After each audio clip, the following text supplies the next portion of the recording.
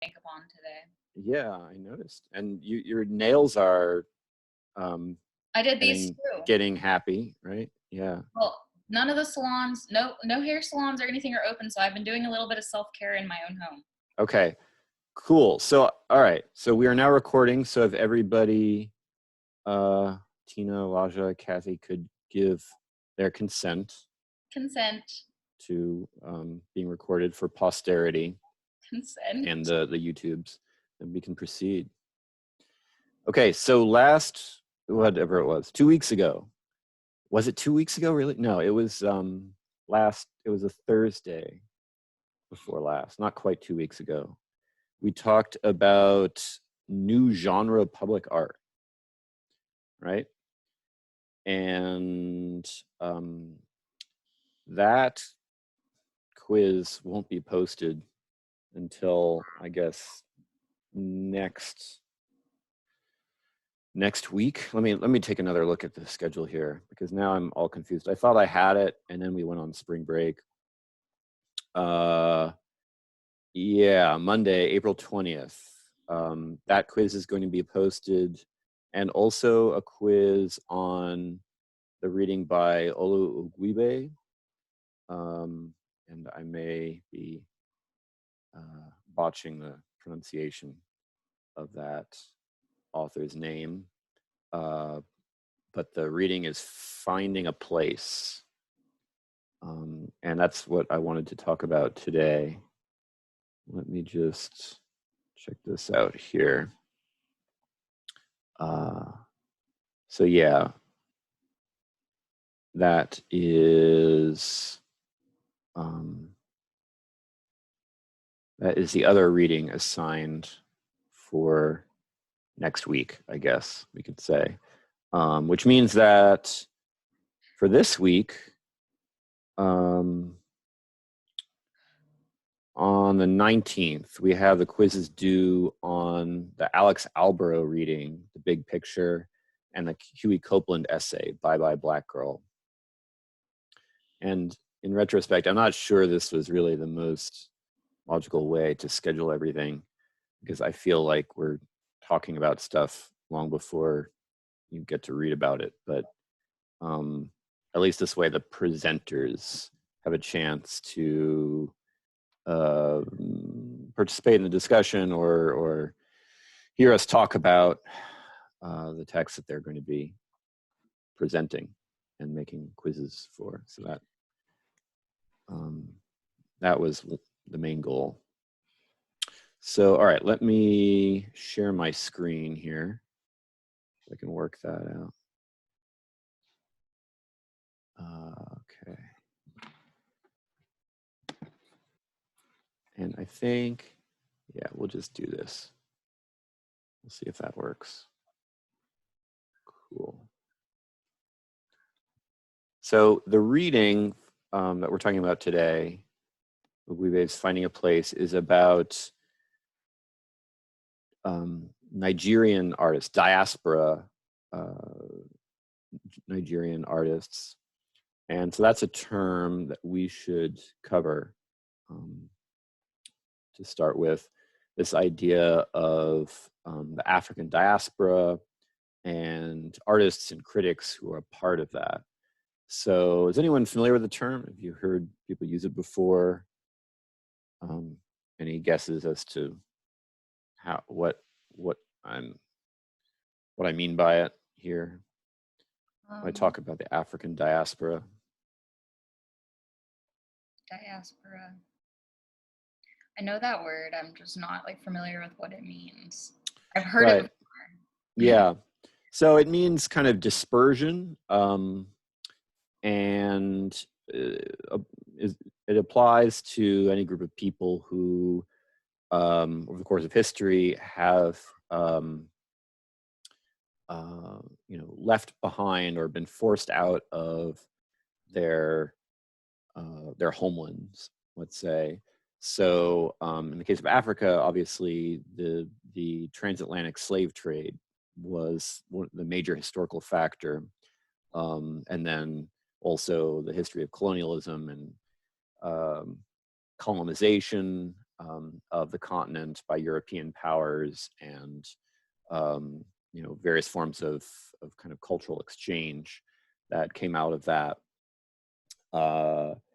So it's a condition also that is often associated with the contemporary era or the postmodern era, because in this age of global conflicts and civil wars and migrations and so forth, as well as international trade networks, global trade networks, you have this kind of dispersion and displacement on a large scale. Sometimes it's also political. So people talk about, the plight of the Palestinians who have been displaced from their historical homeland in what is now Israel, and have had to make a new place for themselves, a new home for themselves in various parts of the world, whether it's the Middle East or in the West. The same applies to this group of artists that Ogwibe is talking about, and to Ogwibe himself, the author, artist and critic, and a number of important art critics and curators who also play a role in this history,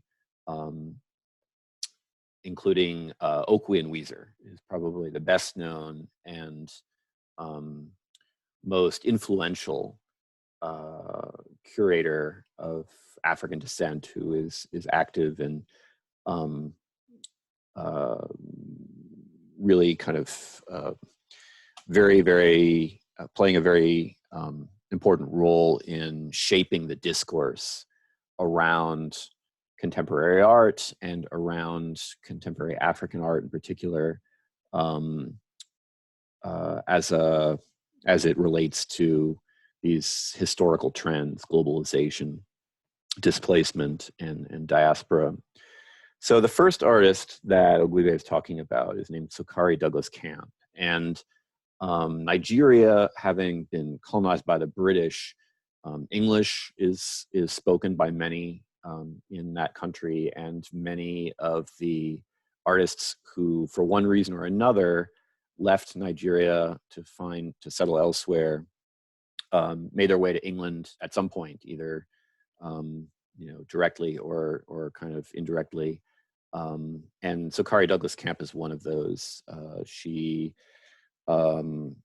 was raised largely by her brother-in-law in England, and then came briefly to the United States to study art in California and San Francisco before returning to England to complete her studies there, her graduate studies in art. But she subsequently, and this is true of most of the artists in this reading, she subsequently returned to Nigeria and forged connections with various people there, both people who taught her about traditional Yoruba sculptural traditions and religious traditions, and also expatriate Europeans or British choreographers and artists who kind of reintroduced her collectively to some of these cultural traditions of her homeland. And so she's incorporated those into her work. So Church Ede is based upon the decoration of these traditional funerary beds. When people die in the society, they are kind of laid out in these beds, and the beds are decorated with flowers and garlands and things.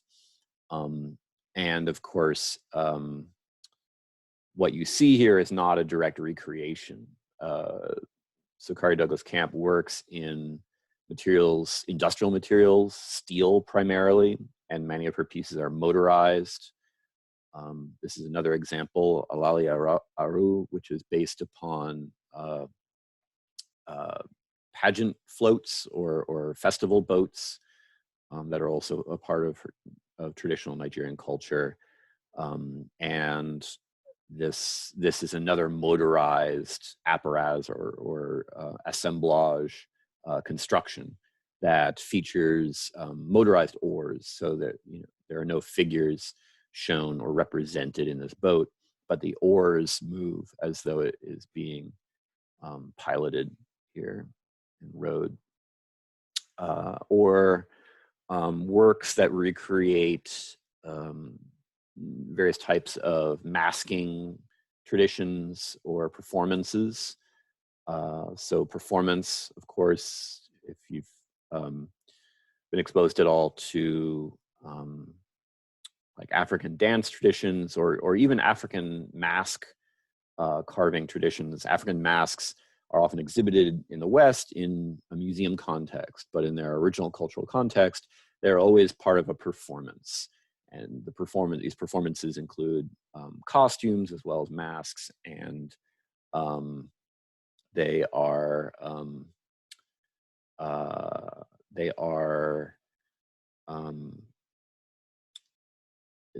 communal practices or performances.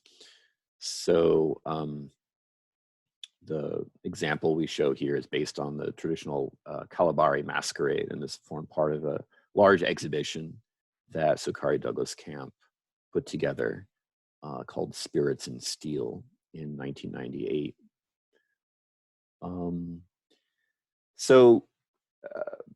One point of comparison that I wanted to discuss is between the artists that Ogwibe is discussing here, many of whom kind of came to prominence in the 80s and 90s in the British context or in the American context, and artists who participated in an exhibition called Magicians of the Earth in Paris in 1989, Magiciens de la Terre. This was a show, a huge kind of blockbuster exhibition that was organized by the Museum of Contemporary Art at the Centre Georges Pompidou, by the curator Jean-Hubert Martin, and it brought together artists from all around the globe, including a lot of major, contemporary artists of the West, of Europe or the United States, and showed their work side by side, sometimes in direct juxtaposition, with the work of artists from the so-called Third World or from Africa, South America, from Australia and so forth. And these were primarily artists who worked within the context or framework of native artistic traditions. So this is one example. The artist Cyprien Tokudagaba is from the country of Benin in Africa, and he in his native country, he worked partly on commission, creating painting murals for Vodun temples, what we call voodoo temples, the part of one of the traditional religious practices or religious traditions in Benin, and kind of and one that survives in various forms in the New World as well. That was brought over by with the slaves who were sold into the New World, and is known, for example, under the name of Santeria in Cuba or in the Caribbean region.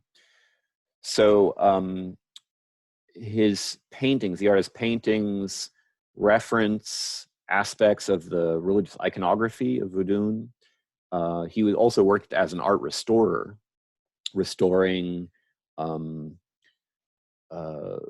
restoring wall paintings and murals that had decorated these temples in the past, and then began exhibiting work also, internationally. And his real introduction to Western art audiences came with this exhibition. So in addition to paintings, mural painting, he also creates these installations of sculpted figures wearing traditional dress, and again, featuring this traditional Vodun iconography. So here we have two artists, one Nigerian, one from Benin, so not from the same cultural tradition, but both contemporary African artists who are kind of working in dialogue with these traditional forms, these traditional cultural forms, artistic, performative, religious, ritualistic, and without before going too much into the background of either artist or talking in more detail about the specifics of their work, I thought we could just start with this comparison and see what emerges from kind of visual comparison and contrasting of these works by these two installations, Sakari Douglas Camp from Nigeria on the left there, and Toku Dagba from Benin on the right.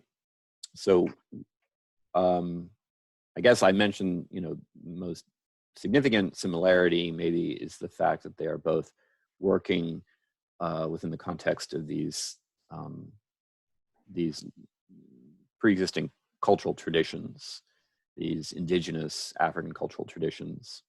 Yeah, I was gonna say, it's very like indigenous. There's a lot of color included in it. I also think that although like they're both sculptures technically, right? Would that be the correct word?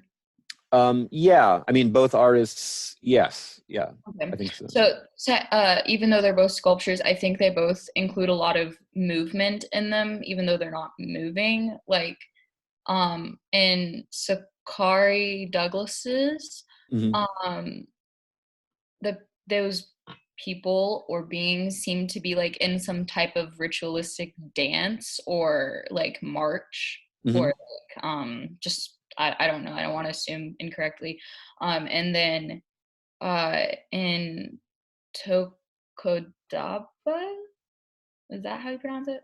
I am not an expert, but we all know what you're talking about And here. and the second one, it's got a bit of a more of like a, I don't know if this is the correct word for this, but like a tribal aspect. Like there's African animals included in it that are common to the area that of it's Yoruba, right? Yoruba, I think, yeah, is related to this kind of Vodun tradition. I'm Yeah. not an expert, so I don't I know much about shouldn't. Yoruba. My grandma went there one time, but Uh-huh. they care a lot about the like animals that are, because like that's like food. So I think it's interesting how they've included the animals and that. Yeah, and I'm that's a significant difference, maybe, right? Is that yes, the yeah. figures in the Sakari Douglas Camp installation are all human seeming or humanoid, The spirits whereas feel also seems more like fashion oriented rather than sculpture oriented. yeah, why is that? Why do you get that feeling? Well, they've all got they from the ones that I can visibly like see, they've got these intricate like headpieces and certain different costumes and different ways like they're dressed, and that could mean certain things. Hmm. Is it just that their costumes are more elaborate?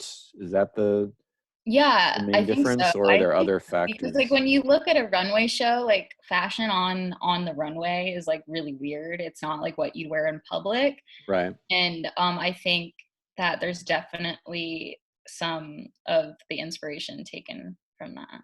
Maybe, I don't know. Okay.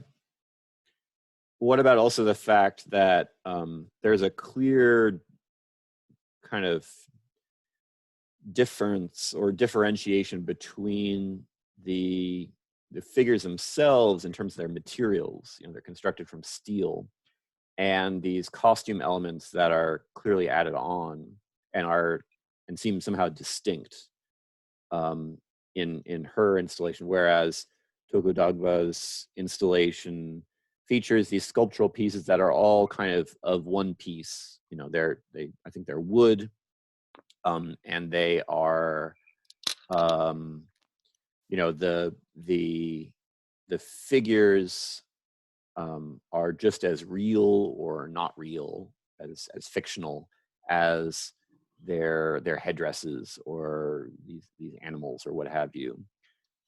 There's a unity in the use of materials in his work that maybe contrasts with the way Sakari Douglas Camp uses steel as a medium and a material in hers.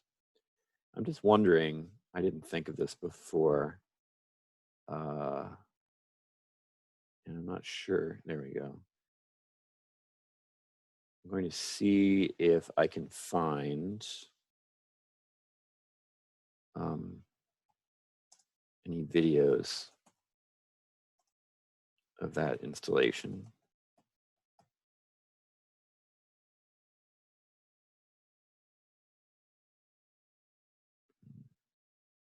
Maybe.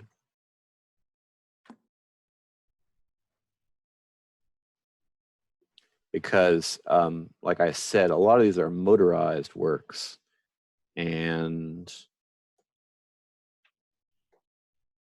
I don't think this is the same installation, but it's probably important for us to see how these things actually worked, if it's going to show us that.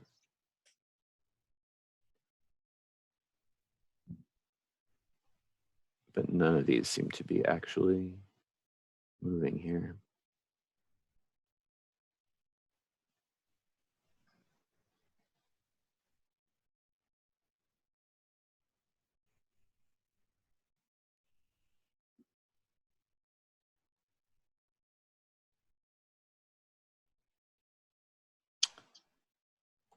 Let's see.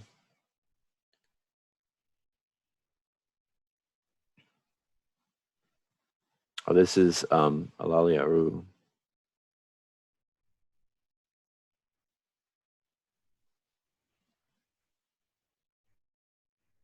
There we go.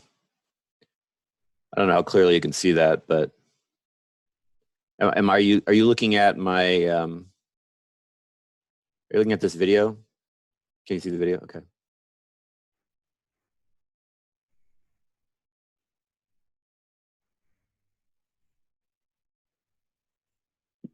Are her sculptures motorized? Yes. Okay.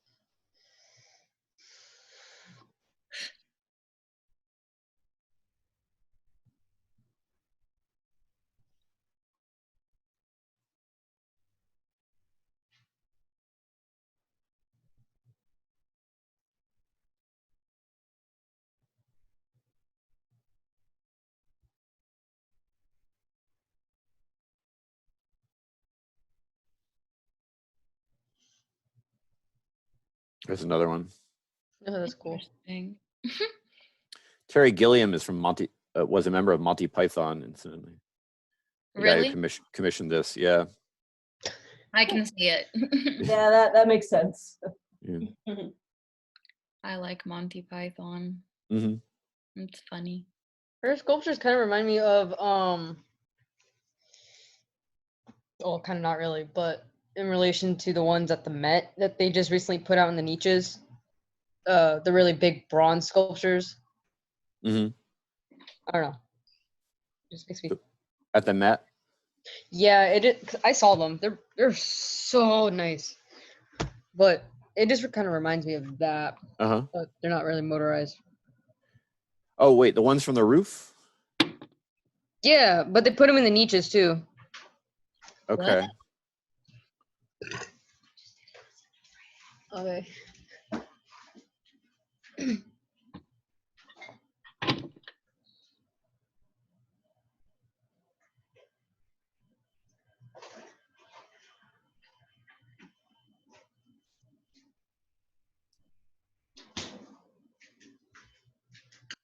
How old is she? I don't know exactly. She looks fairly young. Yes, although I think this video was made a number of years ago. Oh, okay.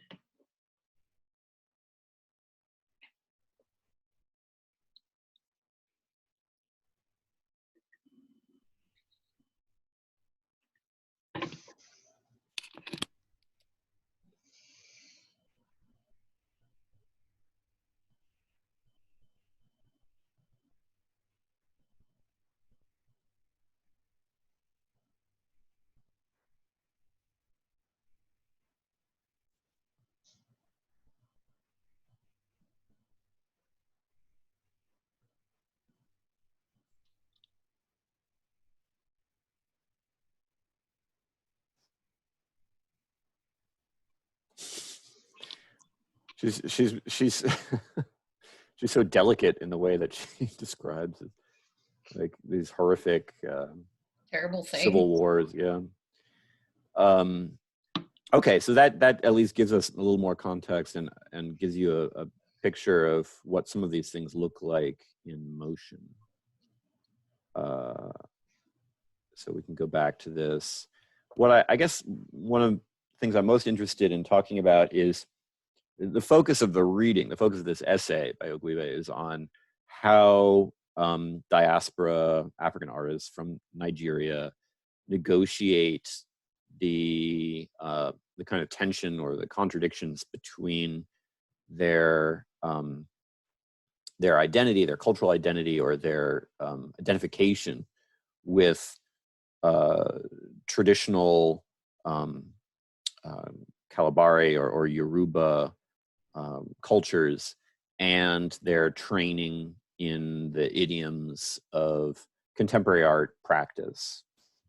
And how, as Nigerian artists, they present themselves or represent their identity in the face of a global audience.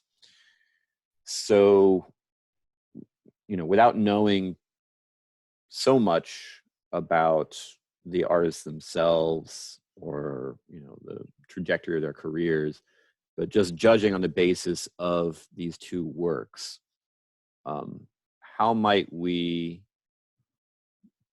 what are maybe some interesting differences between the two installations in terms of how they connect with or relate to or engage with specifically modern and contemporary art traditions, or Western art traditions, we could also say.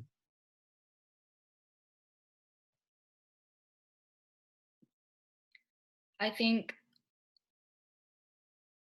the subject matter and the like undertone of what these projects mean to each artist is vastly different than what normal like Western European traditions would be, because these people, I feel like they had to go through, I mean, they had to, this is a fact, they had to go through a lot more like struggles than normal white Europeans did. And I think it's like clear in their work that that shaped them to how they want their art to look. Does that make sense?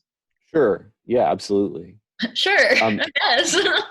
well, yeah, I mean, I think that is something we need to remember is um, how, you know, their identity in some ways became uh, an issue for them in pursuing uh, a, a a professional artistic career in the West or in the international arena, let's say, because, you know, when Westerners encounter works by African artists, whether they're, you know, living artists, contemporary artists or not, they bring all sorts of expectations frequently to what they are seeing. They expect it to look African. They expect it to look uh, um, to conform to their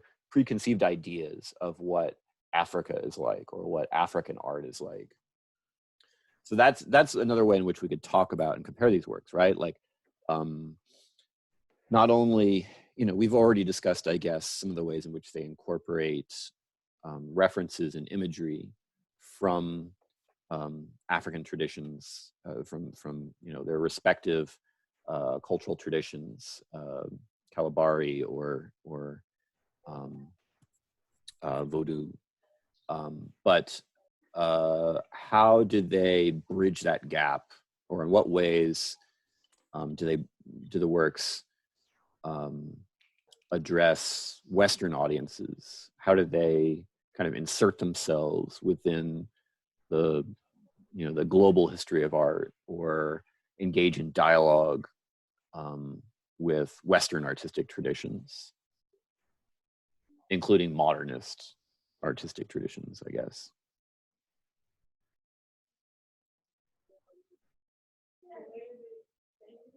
Let me rephrase that, because I always end up making these questions sound more complicated than they need to be.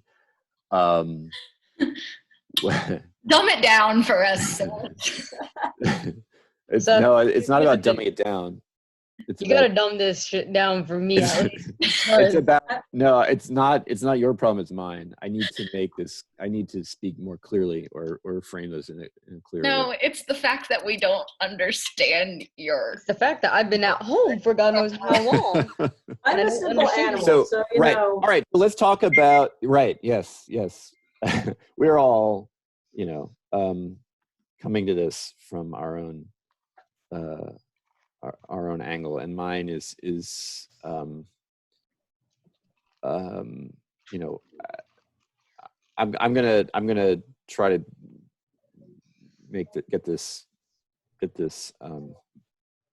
make this more straightforward. So, for example, the use of steel in Sakari Douglas Camp's work. This is not a material that we associate with traditional African art. Or the use of motorized elements. This is a specifically modern kind of, you know, the motor itself is a product of industrialization.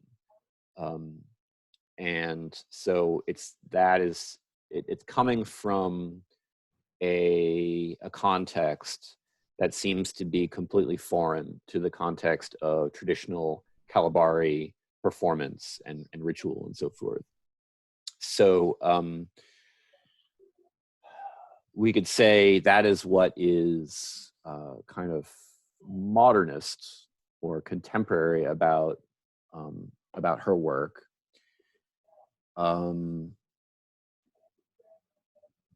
When we look at the other artists' work, you know, we don't see anything similar. We don't see the use of industrial materials or modern technologies the carvings are executed, these statues are carved using very simple techniques, wood carving techniques. And so in that sense, it might appear to some viewers as more African, right? More traditional. Yeah. Do you guys agree, or would anyone Yeah. want to play maybe devil's advocate here, or is there I know- another? Yeah, I go know ahead. nothing about African art, so Well, Yeah, I don't have a very like vast knowledge of African art, just because from like high school we didn't really cover it that much because high schools are racist, and yeah, it kind of sucks. right, and We don't yeah, talk about it as much, so I don't have as much of like an understanding, but I definitely agree. I don't Oh, think I don't disagree. I'm not a devil okay. advocate. So, well, let me try and play devil's advocate then. So, I is bet you there is there an aspect of Sukari? So we've discussed how the use of steel, the use of motorized kinetic elements, maybe connects Sukari Douglas Camp's work more closely to um, post-war American and European art. There are artists like Jean Tinguely, assemblage artist, who created these motorized constructions. And there's a whole tradition of kinetic art that kind of comes out of that in contemporary practice. But are there aspects of Sukari Douglas Camp's work that we could say are maybe closer to the indigenous roots of these African performance traditions than the other artists' installation? So we've talked about how she is maybe, her work is maybe more modern or more Western. Are there ways in which, we might say her work is more authentically African in spite of the use of these modern industrial materials and techniques? Yeah, honestly, I think so because, I mean, they don't have like the range of materials that some artists have access to. So I think it kind of Okay. adds more to her piece, saying that like she made it in steel and in a industrialized material, which is like fairly cheap, if I would say. At the time it was cheap, So Or let's say it looks as though it could have been made out of recycled or yeah, repurposed. it definitely looks recycled or like upcycled Yeah, material. right. Like steel, old pieces of steel equipment or cars or whatever that you might, salvage from a junkyard, let's say. So in that sense, maybe it speaks more to the conditions of making art and making in general in contemporary Africa, where you do have, you know, Africa is no longer this, if it ever was, this kind of completely self-enclosed territory, but rather it receives a lot of its kind of material culture from the wider world. So you have mass-produced commodities available there. You have cars. You have everything that you might expect to find in industrialized society, except that maybe it's because many of the people are not as wealthy as in the capitalist West. People don't have the same resources, and so they recycle or they upcycle, and they cobble things together using what's at hand. So that's one way in which we might say it has a kind of authenticity that is at least different from, you know, taken as a reflection of, you know, African culture today. It shows us something, or it maybe comes closer to the contemporary reality in some ways than Tokudagba's piece. We could also talk about the fact that traditionally in these cultures, you don't have museums with static art objects that are set out in the middle of the gallery to be viewed and contemplated, or that are meant to be appreciated purely on a visual level. Traditionally, African art is often inseparable from these communal traditions, you know, religious or cultural. They are connected to traditions of masquerade, masking, and dance. And so they are not static objects, that they are things that are in motion. And so that's another way in which we could say maybe Sakari Douglas Camps, the artist is trying to more closely portray the lived experience of these artistic cultures, as opposed to framing them in terms that are understandable and appreciated by museum audiences or by art collectors who just want to buy a thing and stick it, you know, in their in a warehouse somewhere, or put it on display. But the comparison, you know, it was prompted by the fact that this exhibition in which Tokudagba participated, Magicians of the Earth, was controversial in a lot of ways. It was appreciated by a lot of people, including artists and critics outside of the West, because it brought a much wider, geographically, a much broader range of artists to attention in the West. But there was also a sense in which some people felt that these artists from Africa or South America were being kind of fetishized for their difference, and that the curators were looking for things that looked traditional, like, you know, carved wooden sculptures. And that maybe an artist like Sakari Douglas Camp, whose work is much more kind of hybrid in terms of its mixing of African and Western influences, wouldn't have conformed to the curator's vision, the Western curator's vision. Jean-Hubert Martin is a French curator, and he was the one who, you know, oversaw all of the decisions about which artists would be included and which wouldn't.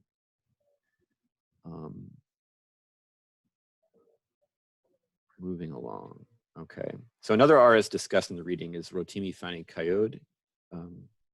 Again, I may be mispronouncing that. Another Nigerian artist who it has described feeling as though he was kind of doubly or triply disadvantaged, as, you know, as an artist, in the Western context, especially, in part because he, you know, his decision to become an artist did not meet with the approval of his family or his father. That within the Western context, he would always be regarded as an outsider because of his Nigerian background and heritage. But also as a gay man, he felt that it was extremely difficult for him to find a place, you know, in his own culture and his own family. Being gay was not accepted or acceptable.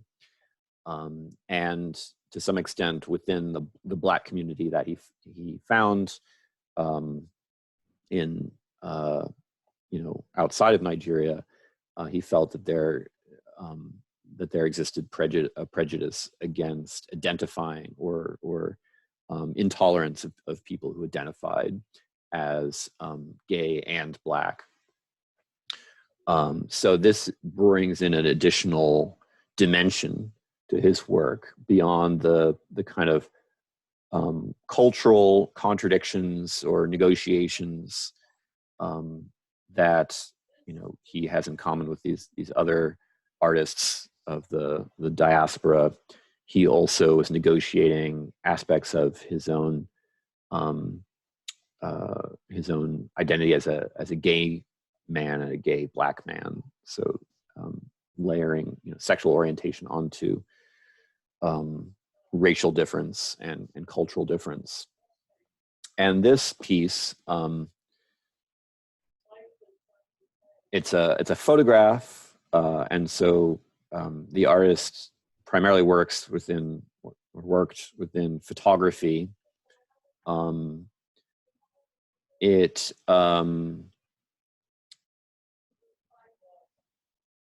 references the artist's identity as a gay man and as a Black, as a gay Black man living in a society that is predominantly white, but it also refers quite directly to the history of modernist art in the West, specifically invoking this piece.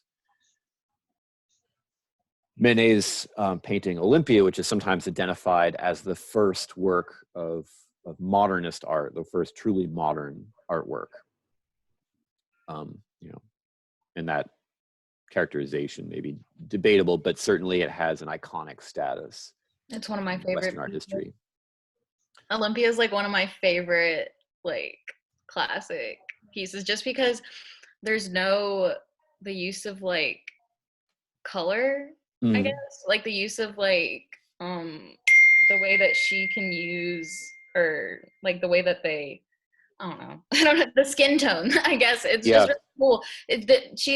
Olympia herself has like no shadow on herself except like on the outline of where her body is laid, like where her her legs cross, which is really like beautiful to me, because a lot of people put a lot of like effort into like skin tone and like layering and like making sure like things look like realistic, but it still looks like a human being without it being completely realistic.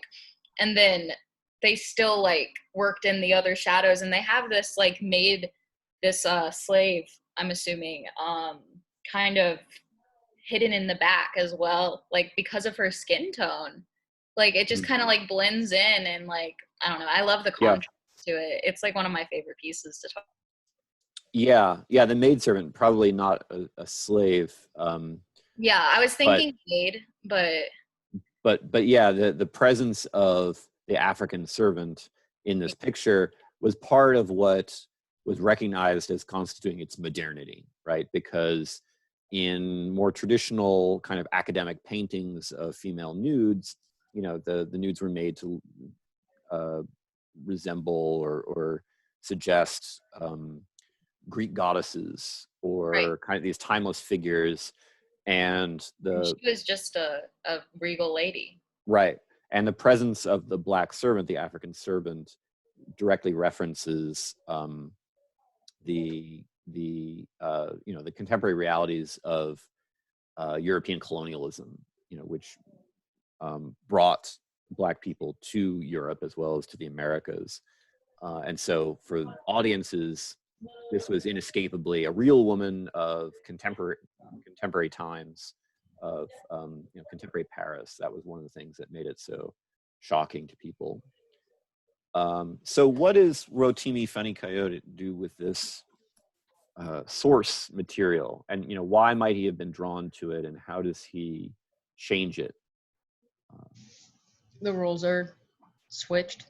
Yeah. So instead of the Black woman serving white people like it predominantly was in Western America, and you can also see it in like European art and Western American art. What they did was they flipped the roles, and the woman the black woman's being served by, I think it's a white man, just basing it off how the hair is in the back.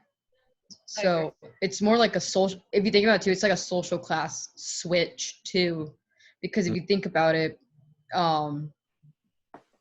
nobody really wanted, like, any person of color back then was seen as lower class status, and they don't, and still to this day, they're not really seen as worthy enough to be middle or even high class. Mm-hmm. So I really like that idea of that role switch of not just race, but as in social class, in terms of how we were taught history and how we view it in both a historical form and both an artistic form through European art and Western art. Great. Yeah. Anything else that's changed in? They're both facing away from the viewer per se. Yeah. The second No one. face, no, I don't know what the word is. Identity? No identity to. I Mhm. think the subject matter of Olympia is like titled Olympia, and then this one is titled White Bouquet. So I think it's interesting how your focal point, like, if you're thinking about the titles, like where you would look based on the title, like obviously Olympia is right there. White Bouquet though is like kind of off to the side. It's not the first thing you notice. So I think that's kind of interesting. Mm-hmm. Yeah, the fact that the figures are facing away from us, how does that change the way we relate to the image or to the scene? You know, this kind of fictional scene that's presented. It's not intimate. Okay. Because in Olympia, it's a very sexual, very intimate glaze. But this one, it's like she doesn't want the viewer to be intimate with her. And I think, I don't know where else to go with that. That's just a comparison I can see based on both of them. Do we know that the black reclining person in the Fanny Coyote photograph is a woman? I would bet that it is, simply because of how the hip shape works. And the hair, kind of. I mean, but that's not a biological determination. The hips definitely are, the shoulders definitely are, but I'm not 100% sure, but it seems feminine to me. Mm. Certainly the pose is feminine. It's a very feminine physique that it is. Okay. I think posing it too is also something. However, I don't know. Whenever I see a man try to pose like a woman, they just look stupid. Maybe you're hanging out with the wrong men. I don't know. I'm just kidding. I shouldn't have. I mean, no. he has, Okay, I'm kidding, Elijah. he's gone, so it's fine. But he does have stupid moments too. Can't lie. No, I just mean, like, you know, some men maybe aren't comfortable or aren't capable of adopting a kind of feminine pose or a feminine presentation. I think it's harder for them to present themselves in a feminine pose just because of their build. Mm-hmm. Because when you think of a feminine like pose, it's very soft, it's very small, very graceful, which kind of also is how women are essentially kind of described, and they're very like little and like physical shape wise too. Yeah. It's how it's betrayed. But when you think of men, they got really broad shoulders. They're built out to be this character of very strong, tough. They're very tall. They're very built. They're very broad, very square. They're like a fridge. So could this be another reason why the figures are facing away from us, so that we can't know automatically what biological sex? I think so. They are. So at least leaving open the possibility that the reclining figure is actually also male, making this, you know, a homoerotic scene or a gay couple here, as opposed to the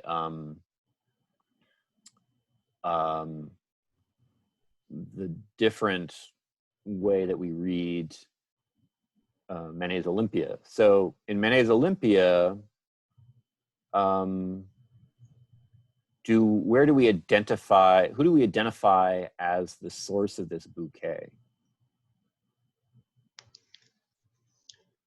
The source of the bouquet.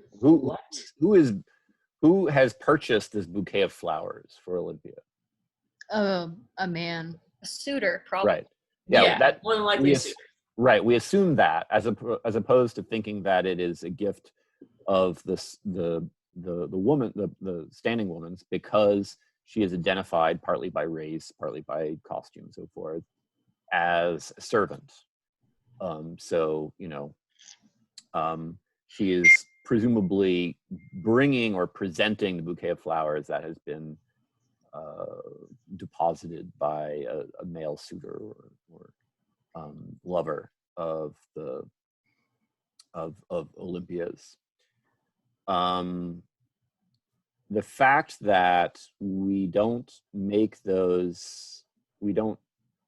identify the figures in the same way in White Bouquet, that we don't assign them necessarily a class status, or that their social status is more ambiguous, opens up the possibility of understanding the bouquet as a gift of the standing figure, right? That the standing figure is the one presenting the flowers, whereas the reclining figure is turning his or her back to the giver. So it changes the valence of the relationship, and it also, poses all these kind of interesting questions about the source material, about Manet's Olympia. The fact that even though there are no male figures, no male bodies, the possible exclusion of the black cat, the foot of the bed in Manet's Olympia, everything revolves around the presumed presence or the presumed actions of a male suitor or a male lover. I have a question. Yeah, go ahead. Comment. Okay, let's assume the white figure is a man.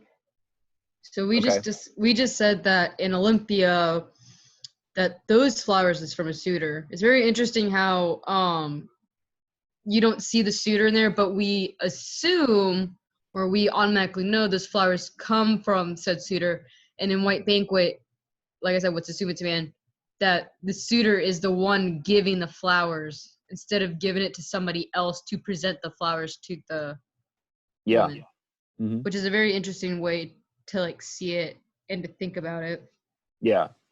And it poses the possibility of this kind of interracial relationship or romance, while also portraying or suggesting that there may be some kind of obstacle, that there are barriers to this to this exchange, and that's kind of dramatized in the turning away of the reclining figure, as if the reclining figure is refusing this gift, perhaps.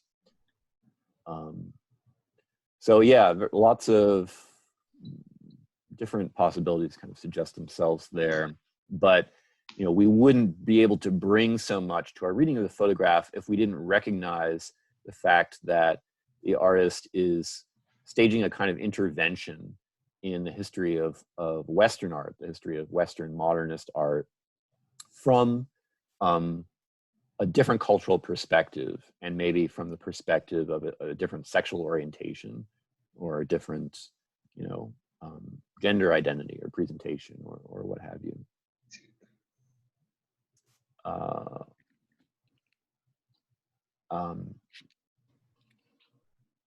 And then you also have photographs like this one, which are not, to my knowledge, based upon a pre-existing work of art, Western or not, but that often feature elements that maybe carry kind of ritualistic connotations, like the markings or the face paint here, the flowers worn in the hair, this tropical looking leaf, while also conveying something sensual or sexual potentially.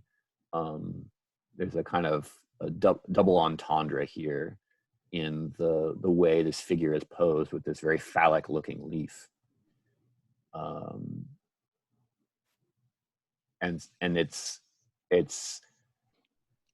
been read various ways as a kind of performance of Western notions of Africanness, maybe. If you took modern art with me, then you know that one of the most influential factors in the development of modernism in Western Europe is what's called primitivism, this fascination with the exotic African, the other. Cultural appropriation. Sure. If we're talking about like Picasso, for example, and the influence Picasso is a piece of African masks. Sure. My opinion on Picasso. Right. So if we're looking at an African artist engaging with these tropes, then things become much more complicated, right? Like what kind of a statement is the artist making? Is this a parody? Is this I don't think it's a parody. I think it's a clapback. okay? You know what that means? Explain it to me. Like it's some slang. I don't know how to like it's when you talk back to somebody. Uh-huh. Like when they insult or like go at you, so you go back and like clap back. Okay. So I think it's like oh, this is what this really looks like. Like here, this is the real deal. Okay. And I don't know. I think it's, yes, like there's phallic symbols in it, but honestly, I think this photograph is kind of beautiful in the way I love it.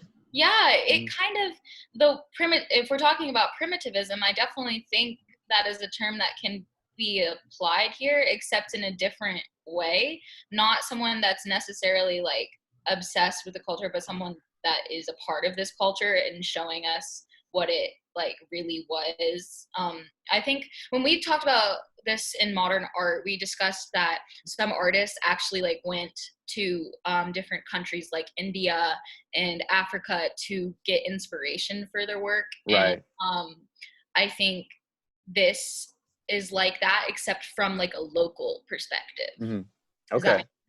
Yeah.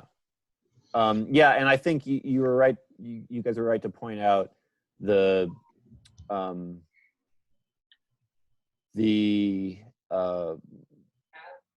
how aestheticized the image, or how beautiful the image is, just from a kind of purely visual standpoint or an aesthetic standpoint.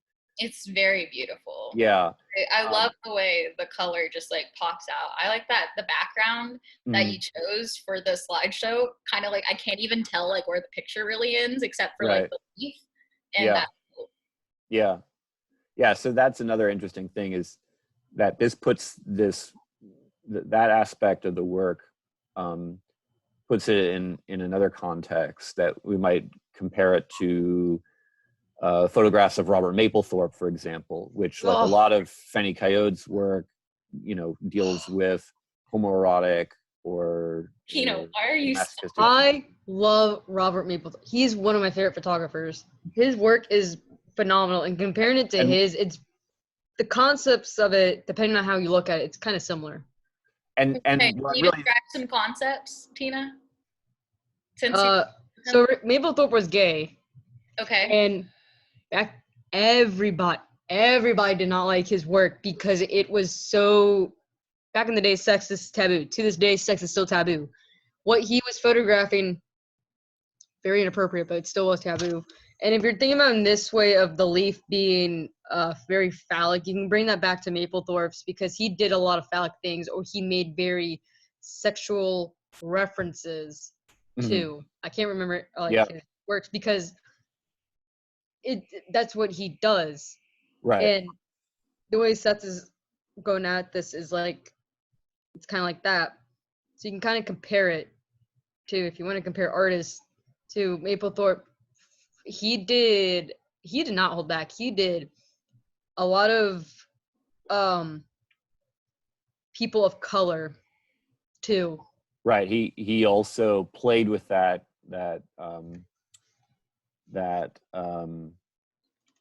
racial difference between the black and white models that he posed, sometimes pairing like interracial gay couples in ways that were seen by some people as provocative. It's Senator, really North Carolina Senator Jesse Helms was a particular, he was not a fan of Mapplethorpe's. But beyond the sexual or erotic content, and a lot of Fanny Coyote's work is much more overtly sexual than these ones I'm showing you here. I think both artists are similarly focused on a very kind of refined technique. So the beauty of the photograph for Mapplethorpe, this is what fascinates a lot of people, the fact that he photographs these things that are considered taboo or disturbing or whatever, but he makes them look beautiful because the photographs are so exquisitely framed and so meticulously processed and produced. Okay, another Nigerian artist, Ike Ude, came to prominence with an installation called, I can't remember the name of it. It was I don't know if CoverGirl is the name of the installation or just the name of this particular print, but it was a kiosk. It was a sort of mock-up of a newsstand or a news kiosk with all these different popular magazines available for sale or presented on display, like Condé Nast Traveler and Mirabella, but all the covers had been designed and created by the artist. And so they kind of play off of the usual content of these sorts of magazines, like Mirabella being a fashion magazine. The models that the artist features here are not the kinds of people that you would normally see on the cover of Mirabella, circa 1994, most of whom tended to be women, most of whom tended to be white. They were not quote unquote Twilight divas, as these two people are identified as being here. There was another one also, cover of Condé Nast Traveler, which is this very kind of fancy upscale magazine devoted to promoting upscale luxury tourism. The version of the magazine cover that Ude created featured images of slave ships from the history of the transatlantic slave trade. So bringing race into the conversation, bringing sexuality and sexual orientation and gender into a kind of critical relationship with these popular publications, like, critically interrogating the way in which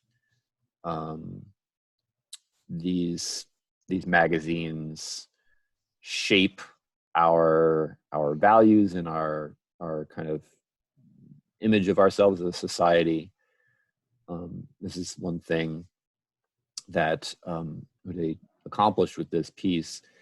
And in terms of its relationship to this realm of popular imagery, I wanted to compare it to another artist who was prominently featured in Magicians of the Earth exhibition in 1989. That is Sherry Samba, or Samba, who creates these paintings. Many of them are either large scale, like billboard paintings, or they're in the style of billboard paintings, and kinds of popular prints, and whose subject matter is also popular or public, dealing with contemporary social issues, like, for example, AIDS and HIV.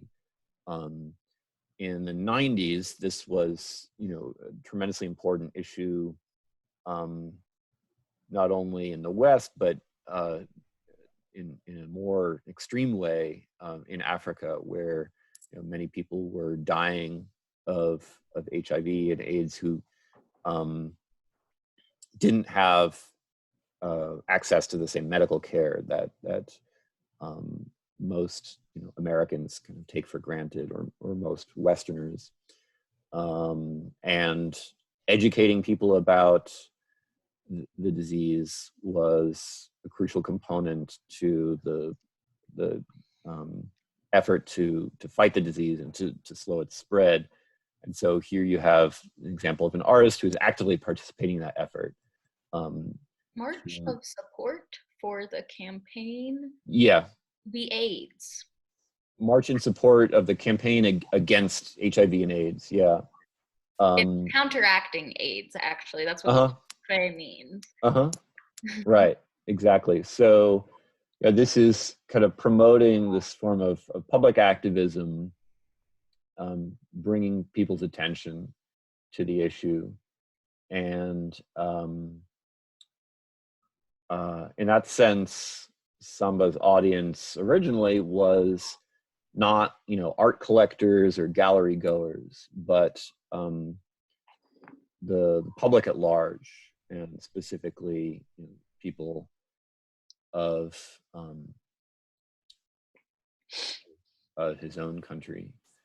L'espoir fait vivre, hope makes you live, or hope keeps you going is another way of translating it. Hope makes live. Yeah. Well, vivre is life, so right. To live, vivre.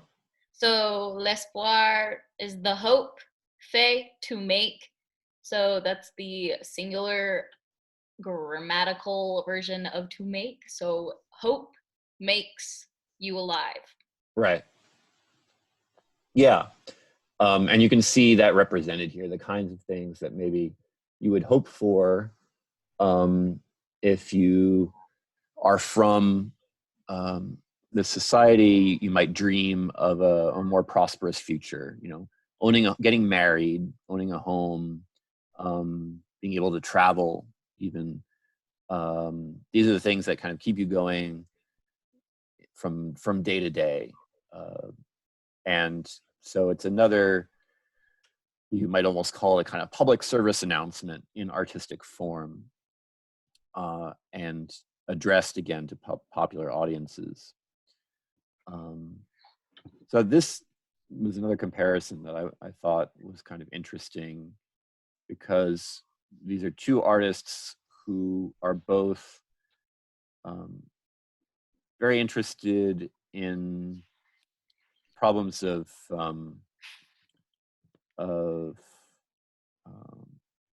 the interested in kind of the role of the artist in public discourse, right, and engaging with popular media, or using popular media, popular imagery, popular modes of representation in order to communicate.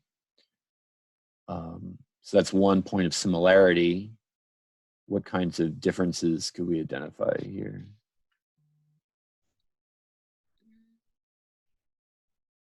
I feel like the Cherry Samba one is like propaganda, kind of. And then the other one is like a different type of, I think they're both different types of way to reach an audience. Okay. That makes sense. Yeah. So I think the Cherry Samba one is more something that you'd see in like perhaps like a newspaper or like a posted like area. Like I'm from Chapel Hill. We have bulletin boards like everywhere. So people can like put whatever they want. It's free speech. Like you can put whatever you want up there. So feel like that's something you'd seen there. And then this is obviously like a magazine. So that's appealing to like a different type of audience, I think. Does that make sense? Mm-hmm. So I think they both have different, a similar concept, however, different audiences. Okay. Anybody else?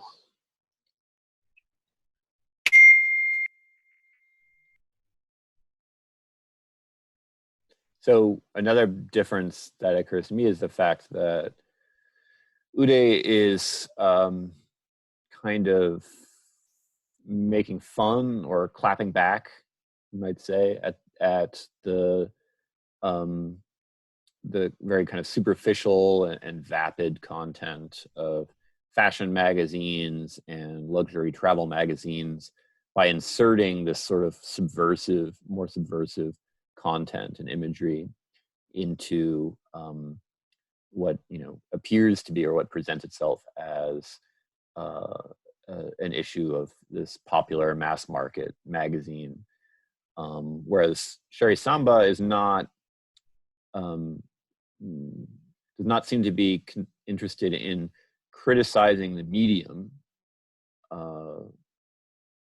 but making use of it, right? Making use of this form to reach a broad audience with these positive messages, these kind of positive social messages. So rather than critiquing or parodying or satirizing, what might be seen as the narrowness or the exclusivity of mainstream media, taking mainstream media and using it as a vehicle for these more kind of proactive or optimistic messages of social uplift and communal effort, whether it's fighting AIDS or whether it's just kind of facing the challenges of daily life. All right, and in later work, this artist Ike Ude starts to incorporate references to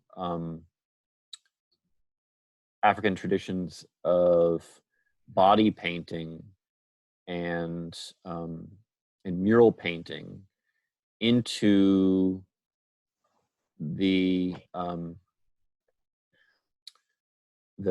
imagery featured in these photographs. So still working with photography, working with contemporary media, but using that as a vehicle for preserving these more kind of ephemeral artistic creations and these non-Western artistic traditions that typically aren't represented in this manner. If they're presented at all in a Western context, it's usually in the context of some kind of anthropological study, or maybe a survey of African artistic traditions.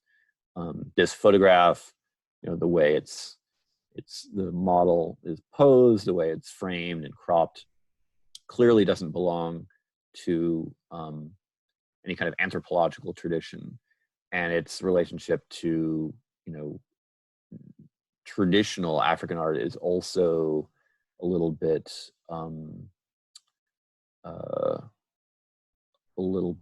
oblique or ambiguous.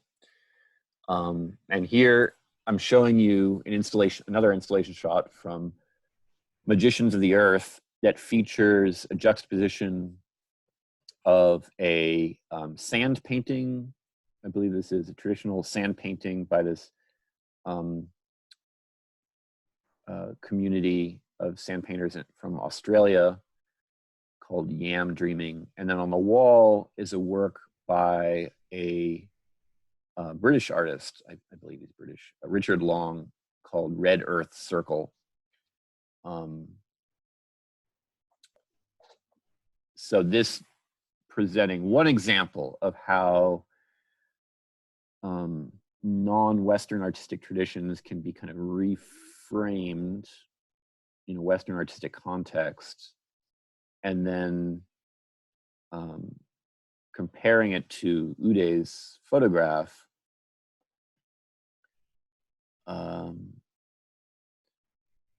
Again, I'm just kind of interested in what you might take away from this, or what kinds of similarities or differences you might identify.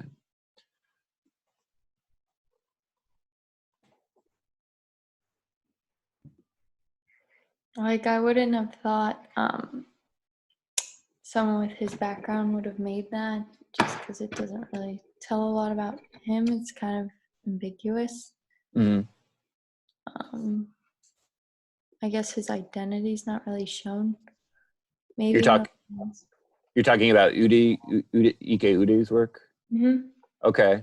Yeah, the figure is not clearly identifiable. We don't know who this person is. So that itself becomes very interesting. You know, it's difficult to identify them either by race or even by gender.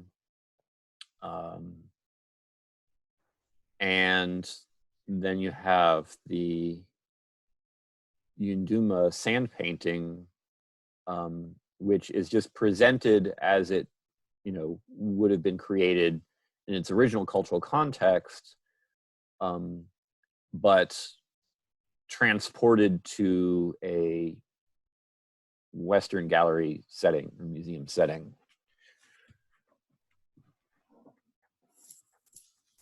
So, I mean, relating the work on the left to these earlier pieces, or this earlier work by the same artist, we could say maybe fashion photography is a key point of reference here. And in that sense, the work is much more clearly coming from this this kind of transcultural or cross-cultural space, as opposed to a work that's just been transported or transplanted from one cultural context to another, where, you know, even if you can find visual similarities between the sand painting and this Richard Long work on the wall there, that doesn't necessarily mean that these two objects have anything in common, right? Whereas maybe if we were to find a contemporary point of comparison for body painting traditions in the modern West, we would look to fashion and fashion magazines for points of connection, rather than going straight to, you know, art museums or art galleries. If these native African artistic traditions are more popular, more more a part of people's daily lives, then it might actually be problematic to try to transfer them to this very elite, very esoteric Western artistic context. Maybe they actually have a lot more in common with these sort of vernacular forms of cultural expression that we find in places like fashion. Work by the same artist. Sartorial anarchy, again referring to styles of dress. Sartorial means of or relating to dress.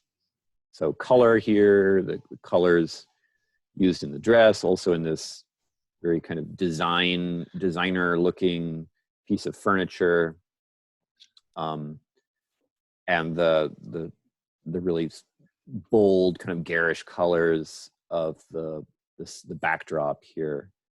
All these play off one another in a way that suggests points of contact as well as divergence between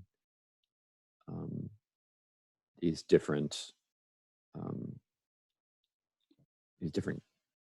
contexts across which the artist is working. And finally, Yinka Shonibara is another Nigerian artist who were kind of transplanted Nigerian artists who was educated in, like many of these others, in the West, in art schools in England, who is very interested in the role of fashion and the role of different styles of dress in conveying cultural identity. So this is a photograph of the artist there in the center, dressed in the style of the Victorian dandy. And we have to remember also that Nigeria was colonized in Victorian times already, that you had the colonizers, the British, attempting to kind of recreate their styles of living from home within the colonial context. Of course, you would not see, a Black Nigerian in Victorian times welcomed into this sort of society. So that's the obviously anachronistic part of the photograph.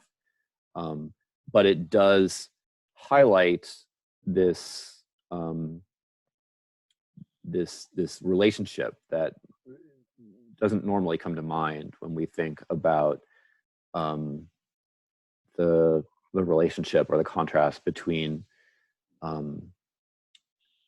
Africa and the West. There is this long-standing history of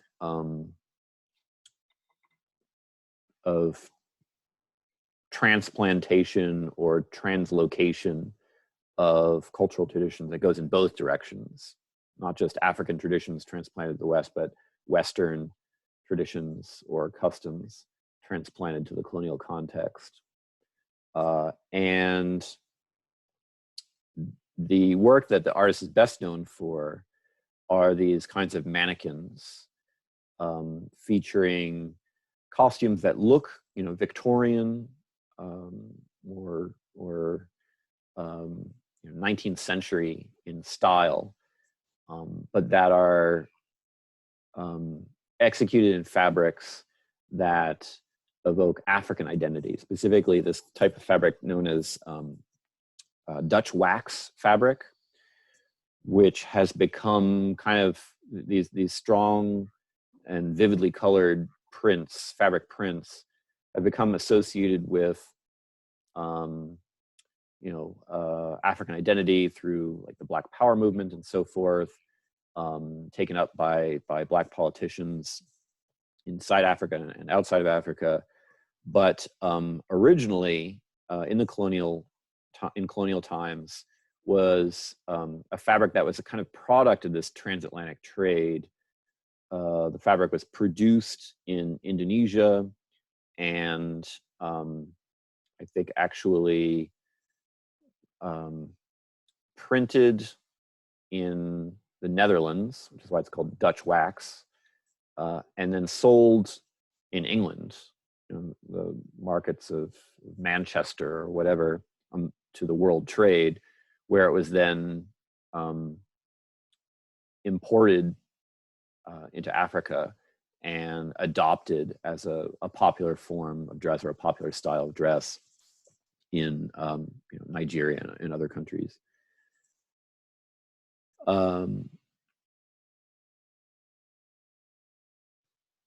So all of the artists discussed in this essay, I think, can be identified by their ability to bridge this divide between different artistic traditions, different cultural contexts and social contexts. Many of them are also involved in investigating questions of gender identity and sexual orientation.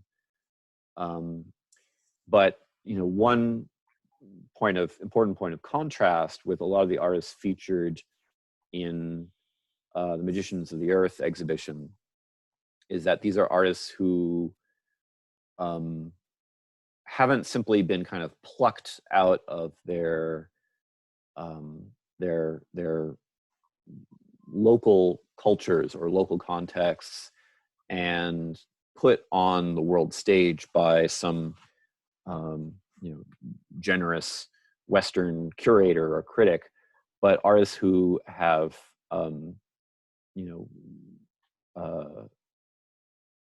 who have taken it on themselves to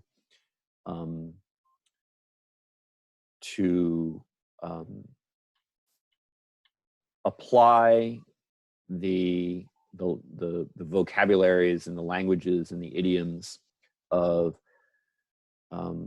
contemporary art in the West, and especially of conceptual art or photo conceptualism and installation art, to an engagement with native artistic traditions of their own homeland, or their own societies. Kalabari people of Nigeria, or the Yoruba, or in the voodoo temples of Benin, or what have you. And in so doing, they make us look at both traditions in a different light. We can see how, in some ways, limited or limiting a lot of the discourse is around contemporary art when we view it through this other lens. And when we think about how issues having to do with globalization and race and ethnicity are often kind of left off the table or not addressed, because the majority of artists whose work gets shown and discussed and talked about are themselves Westerners, Europeans and Americans, speaking to audiences like themselves. So it's another way of thinking about kind of the public function of art, and also thinking about how art maybe engages with other kinds of publics, how the context in which art is made or shown also affects the how it is categorized or how it is interpreted. These are points of connection with the reading that we discussed the other week by Miwon Kwan about new genre public art. That was primarily, or maybe exclusively, American artists that were talked about, engaging with kind of local histories of this one American city, Chicago. But you can see how the interests of the artists in getting outside the normal spaces, the kind of elitist institutions and institutional spaces of the art gallery or the art museum, how this is maybe provide some common ground with the artists talked about in the essay by Olu Ogwibe. All right, well, I don't know what time it is. I have a feeling I went too long again. 09. Okay. So yes, I did, but 9 minutes. That's okay. 9 minutes is not the worst. Not too bad. Not the worst. Awesome.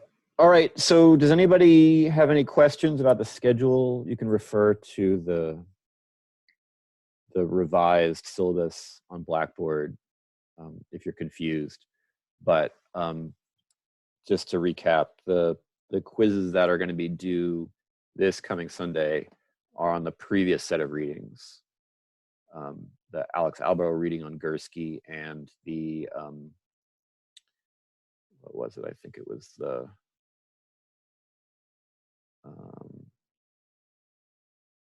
the Huey Copeland reading on Warren Simpson. And the Kwan and Ogwibe readings, those presentations are due this Sunday, and I'm going to be posting them along with the quizzes on Monday, April 20th. So you'll have a week from this Sunday to work on them. So Sound if good? you've already done the Copeland quizzes and everything, then we're good. Yes, yeah, Awesome. you're all set for the time being. Awesome. Yeah, you have nothing to worry about between now and Monday. Sweet. Sweet. Yeah, I didn't realize they weren't due this Sunday until I did them, and someone messaged me and was like, "Are these due next Sunday?" And I was like, "Oh, well, all right, they're done now." We're on kind Yeah, of exactly. Yeah, we're on kind of a relaxed schedule here. Okay. Still transitioning from spring break. Every day spring break for me. Yeah, it's been weird, right? Like taking a break from taking a break, it seems, in a way. Even though we're not really taking a break. Being home all the time feels like I'm I on feel break. like my professors, not really you, but like my art professors have just given me more and more projects because I'm home now. And apparently I have a lot more time to do them. Yeah, that's one philosophy of online teaching. It's not my philosophy. There's Elijah again. All right, well, get out there, enjoy the sunshine if you've got some, wherever you are. I'm gonna get some. Okay, Gonna And- go outside. and I will see you guys Thursday. Sweet. See you Bye. Thursday. Bye. Bye. Bye.